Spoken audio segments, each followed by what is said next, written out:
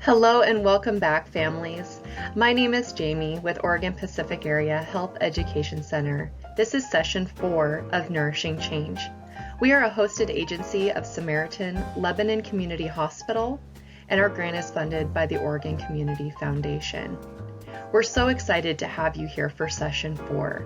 We have 2 recipe cards this time. One for an awesome comfort food of a sweet chili chuck wagon, as well as a loaded baked potato for your families to enjoy. We've provided you the ingredients to make both recipe cards this time. We also again have with us Janie, who is our nutrition and dietetics student from Oregon State University, who has devoted her time to walking you through how to make these delicious recipes. All right, please make sure that you remember before we get started that after the video, we will have a survey that we would love you to complete so that we can have the feedback as well as know how things are going at home. We're so excited to be here. We thank you so much for returning and for dedicating your time to this program. We hope you enjoy this session. Here we go. Hi everyone, my name is Janie. I'm a student at Oregon State University studying nutrition and dietetics. I am volunteering with Nourishing Change, hosted by Oregon Pacific Health and Education Center. Today I'm going to be making sweet chili. It's called Chuck Wagon Sweet Chili. This is particularly good for those cold days when you just want to be warmed up and eat some comfort food. So let's get started. So this chili recipe calls for ground beef, but if you are a vegetarian like me, I like to eat Beyond Meat, and these are Beyond Burgers, so they are totally vegetarian, totally vegan, made with pea protein. And so I am going to use these instead of ground beef. You can buy them pretty much at any store. I get these at Grocery Outlet for a pretty good price. So yeah, I decided to use my Ninja Foodie today to make the chili. It's nice because you can saute things, but you can also make soup and pretty much anything ever. So, but you can also do this recipe on this stove, and so either way, I'm just going to be doing it in my Ninja Foodie. It's the same process.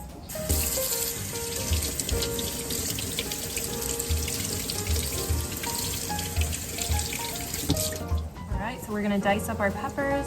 This recipe calls for 4 bell peppers, but I'm making half the amount, so I'll be just doing 2 today. This is a good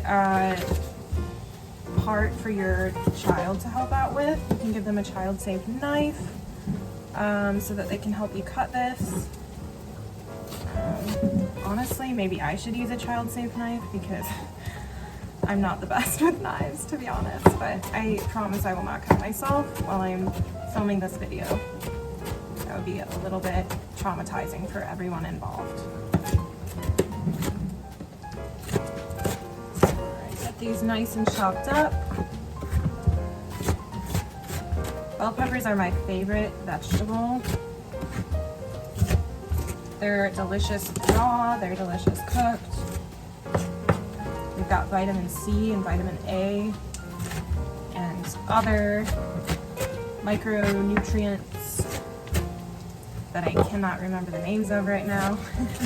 Some of them I can't pronounce, but they're all super good for you. High in antioxidants.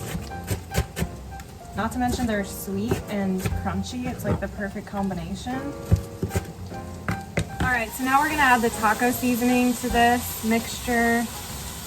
I am adding just 1.5 packets because I'm making a smaller batch. You also want to add some water with that. And you're just going to stir it up. It smells good. Doesn't look super appetizing at the moment, but trust me, it's gonna be delicious. All right, now we're gonna open our can of beans. So this recipe calls for 2 cans of beans, but I am just doing half of a serving, so I'm just gonna do this 1 can of beans. And we're gonna add this into our mixture here.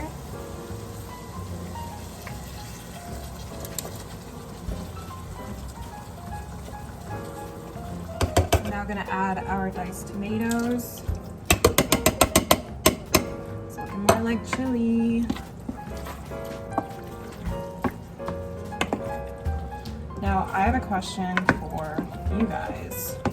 Do you consider tomatoes fruit or vegetables? Because I know a lot of things I've read have said they're fruit, but then other things I've read have said they're vegetable. So I'm curious what your opinion is. I consider them more of a vegetable only because like I would never put them in, say, like a fruit salad. I think that would be kind of weird. So that is my question. Think about it. All right, so we're gonna add, oops, that was my ninja. We're gonna add 2 tablespoons of cumin here. Oh wait, oops, my bad. Just 1 because I'm doing half of the recipe, but you guys will add 2. That would have been very cuminy. Cuminy? Is that a word? I don't think so. And then we're gonna add 1 teaspoon of salt. And since I am, oh wait, yes, the recipe says 2 teaspoons, I'm adding 1 teaspoon. Sorry guys, I'm thinking out loud because that is my process. I'm sure a lot of people do that, but yeah, so I'm adding 1 teaspoon of salt. And this has 2 teaspoons of pepper. I always just kind of put pepper to taste. It's also really hard to measure pepper out of this thing, so. And we're gonna stir it up. It's looking delicious and smelling delicious too. So I think that's a good sign. I think that means I'm doing it right. All right, last but not least, this is to add 1 container of V8. Oops, this is in my way. V8, I'm just gonna add half the container since I have the recipe. And, oh, it's getting very full. Okay, stir that up.